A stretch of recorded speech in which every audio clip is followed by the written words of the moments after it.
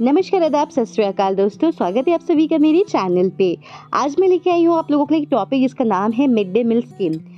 ये जो टॉपिक है मैं आप लोगों के साथ पहले भी शेयर कर चुकी हूँ, लेकिन वो हिंदी में था, मुझे इंग्लिश में मिला तो मैंने सोचा क्यों ना मैं आप लोगों के साथ शेयर कर देती हूँ। थोड़ा सा आपको हेल्प मिलेगा इंग्लिश मीडियम के स्टूडेंट्स को, ठीक है। तो मैं थोड़ा सा आपको बता देती हूँ। मैंने पहले भी बताया है कि जैसे अगर आप लोग बीएड कर रहे हैं तो बीएड में आपको एक प्रोजेक्ट दिया जाता है जिसमें आपको एक प्राइमरी स्कूल में, किसी गवर्नमेंट स्कूल में आपको जाना होता है, विजिट करना होता है और वहाँ पे आप लोगों को देखना होता है कि किस प्रकार का इंफ्रास्ट्रक्चर है स्कूल का, वहाँ पे कितने बच्चे आते हैं, कितने टीचर्स हैं, वहाँ पे जो भोजन माताएँ हैं, भोजन माता मतलब जो बच्चों के लिए खाना बनाते हैं। आपको पता है ना, 1st से 8th क्लास तक के बच्चों के लिए फ्री ऑफ कॉस्ट वहाँ पे मिड डे मील दिया जाता है बच्चों को। तो वहाँ पे जो भोजन माताएँ हैं जो खाना बनाती हैं बच्चों के लिए, उनको बोलते हैं। वहाँ पे कितनी भोजन माताएँ हैं, बच्चों को जो फूड है वो किस तरह का फूड क्वालिटी कैसा है, कैसा खाना मतलब उनको मिलता है पूरे वीक। तो ये पूरा चार्ट वहाँ पे दिया जाता है। तो ये सारी इन्फॉर्मेशन आपको दिया जाता है कि कितने बच्चे आते हैं, प्रॉपर बच्चों को फूड मिलता है कि नहीं मिलता है, गवर्नमेंट के थ्रू वहाँ पे उनको कितना हेल्प किया जाता है। तो ये सारी चीज़ें जो हैं हमको इन्फॉर्मेशन वहाँ पे स्कूल में जाके लेनी होती है। वो सारा डेटा हम लिखते हैं और फिर उसके बाद हम लोग अपनी फाइल को तैयार करते हैं। तो इसके थ्रू, इस वीडियो के थ्रू आप लोगों को थोड़ा सा हेल्प मिल जाएगा।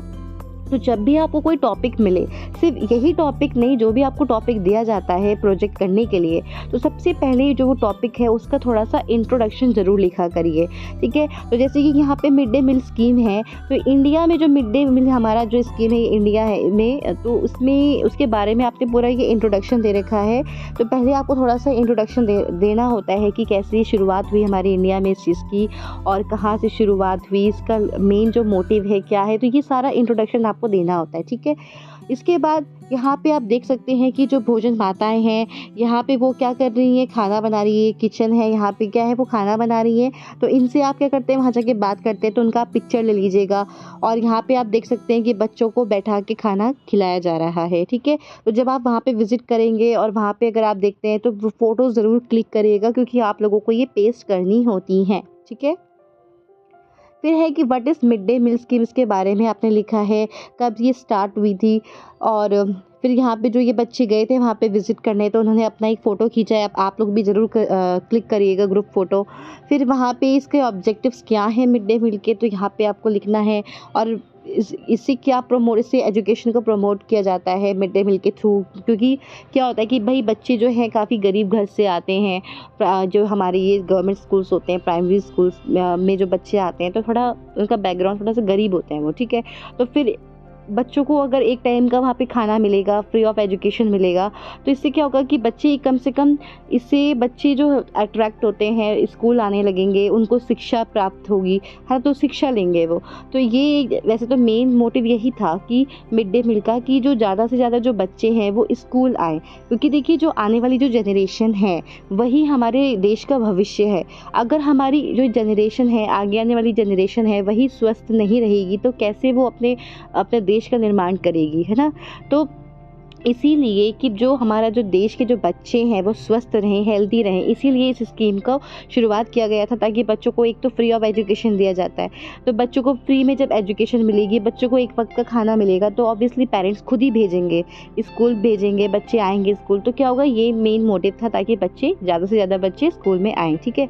फिर इसके बारे में आपने क्या किया, कुछ डेटा है आपने निकाला। फिर यहाँ पर आप देख सकते हैं कि ये मेन्यू लिखा है स्कूल का, कि उनको पूरे वीक में क्या क्या खाना मिलता है। जैसे मंडे को उनको मिलता है चावल, मिक्स दाल, हरी सब्जी। तो ऐसे ही आपका अलग अलग स्कूल में अलग अलग तरीके से पूरा ये चार्ट, आपको ये भोजन मेन्यू, जो ये मेन्यू है ये पूरा वहाँ पे होगा। तो आप इसका फ़ोटो ले लीजिएगा, चिपका लीजिएगा अपनी फाइल में, ठीक है। तो मैं आपको पूरा दिखा रही हूँ कि कैसे आप बना सकते हैं। वैसे तो देखिए इतना सारा आपको लिखने की आवश्यकता नहीं है, आप थोड़ा बहुत लिखिएगा, आपने क्या चीज़ें वहाँ पे ऑब्जर्व करी उसके बारे में ज़्यादा लिखना, ठीक है। यहाँ पे तो बस पूरा इसके बारे में इंट्रोडक्शन लिखा है कि क्या है मिड डे मील। लेकिन जैसे यहाँ पे अब एक फ़ोटो देखिए कि यहाँ पे बच्चे भी बैठेंगे, तो यहाँ पे ये पूरी दरियाँ बिछाई जा रही हैं, मैट्स बिछा रहे हैं, ताकि बच्चे यहाँ पे बैठ के खाना खा सकें, ठीक है। तो यहाँ पे बहुत ज़्यादा मैं नहीं कहूँगी कि आप लिखो, ये बहुत ज़्यादा ही लिखा है, लेकिन आप मेन क्या लिखना वहाँ पे कि आपने वहाँ पे क्या चीज़ें ऑब्ज़र्व करी, ठीक है, उस चीज़ के बारे में। और यहाँ पे आप देख रहे हो कि बच्चों ने खाना खाया, तो वो अपने अपने बर्तन को खुद ही साफ़ कर रहे हैं, ठीक है। इसके बाद ये बहुत ज़्यादा हो गया है, पर आप थोड़ा थोड़ा लिख लीजिएगा। फिर इसके क्या इम्पैक्ट है, ये थोड़ा ये पिक्चर्स वगैरह अच्छे से लगाना आप लोग, ठीक है। ये सारी चीज़ें आप इसमें लिखते हैं, ठीक है। और न्यूट्रिशन वैल्यू यहाँ पे लिखा है, ये बहुत सारी चीज़ें लिखी गई हैं इसमें, आप देख लीजिएगा। मैं आप लोगों के साथ पीडीएफ शेयर कर दूँगी टेलीग्राम पे, तो वहाँ से आप लोग इसको डाउनलोड कर सकते हैं, ठीक है। तो यही था हमारा आज का ये वीडियो। आई होप कि आप लोगों को पसंद आया हो। देखिए, बहुत ज़्यादा लिखना नहीं है आपको। मैं आपको ये कहूँगी कि आपको अगर कोई भी टॉपिक दिया जाता है ना, तो आप ये मत करो कि बस मुझे बहुत सारा लिखना है। देखो, कम लिखो लेकिन अच्छा लिखो। आपने थोड़ा-सा इंट्रोडक्शन दे दिया इसके बारे में, मिड डे मील के बारे में, फिर आप उसके आप फ़ोटोज़ लगाओ, आप उसमें वहाँ पे ये लिखो कि आपने वहाँ पे जब स्कूल गए, आपने क्या-क्या चीज़ें ऑब्ज़र्व करी वहाँ पे, कितने बच्चे आते हैं वहाँ पे स्कूल में, पूरा डेटा लिखो, स्कूल का नाम क्या है, वहाँ पे कितने बच्चे आते हैं, कितने टीचर्स हैं, कितनी भोजन माताएँ हैं, ये पूरा लिखो कि क्या-क्या बच्चों को प्रोवाइड किया जाता है खाना, ठीक है। ये सारी चीज़ें लिखी हैं, क्या-क्या चीज़ें आपने वहाँ पे देखी, तो मतलब जो भी आप बात करते हैं उनसे, ठीक है, तो वो सारी चीज़ें आप लिखिए। बस आप ऐसा मत करो कि बस आपने गूगल से सर्च किया और आप लिख दिया। पढ़ो तो समझ के साथ पढ़ो, बस ये मत करो कि देखा और कॉपी कर दिया, लिख दिया। नहीं, थोड़ा-सा अपना भी दिमाग लगाओ, है ना? तो थोड़ा-सा अच्छे से आप अपनी फ़ाइल को तैयार करिएगा, और जो भी आप पूरा प्रोजेक्ट बना रहे हो, उसको अच्छे से पढ़ना भी।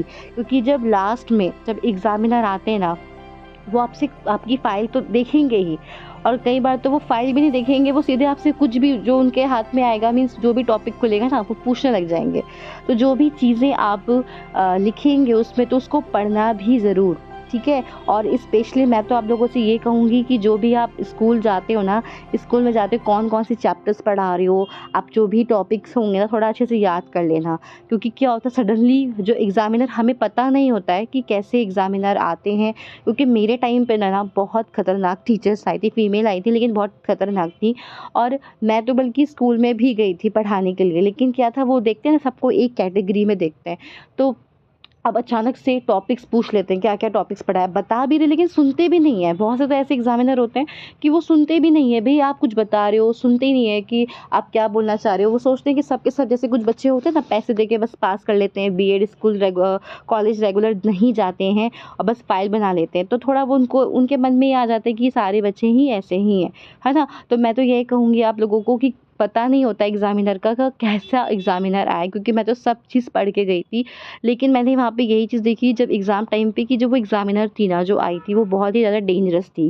वो मतलब हमारी बात सुन भी नहीं रही थी, और वो सोच रही थी सारे बच्चे एक जैसे ही है। लेकिन मैं आप लोगों से यही कहूँगी, पढ़ के जाना अच्छे से।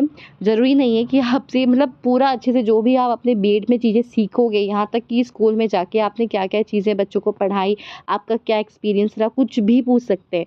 तो अच्छे से बीएड करना, जो भी आप सारे बच्चे कर रहे हो, बीएड अच्छे से करना, और जो भी आपको पढ़ाया जाएगा क्लास में अच्छे से करना। क्योंकि जो सीटेट का आप एग्ज़ाम देते हैं ना, उसमें से पूछे जाते हैं, और बुक्स अच्छे से पढ़ना, ठीक है। ताकि आपको जब सीटेट का एग्ज़ाम दोगे ना, तो ज़्यादा आपको प्रॉब्लम नहीं होगा, ठीक है। मुझे पता है कि बीएड की स्टार्टिंग में ना, हम लोगों को समझ ही नहीं आता है कि हम कौन-कौन से टॉपिक पढ़ रहे हैं। एटलीस्ट 2-3 महीने तो मुझे ही समझ में नहीं आ रहा था मैं कौन से सब्जेक्ट्स को पढ़ रही हूँ, क्योंकि बिल्कुल अलग होता है सिलेबस बीएड का। तो चिंता मत करना, आजकल तो इतनी वीडियोज़ प्रोवाइड हैं आप लोगों को यूट्यूब पे, कुछ भी देख सकते हो आप, ठीक है। तो आपको अच्छे से समझ में आ जाएगा, टेंशन मत लेना, अच्छे से बीएड करना और अच्छे से एग्ज़ाम्स की तैयारी करना। Okay, all the best. मिलते हैं नेक्स्ट वीडियो में, तब तक के लिए बाय बाय।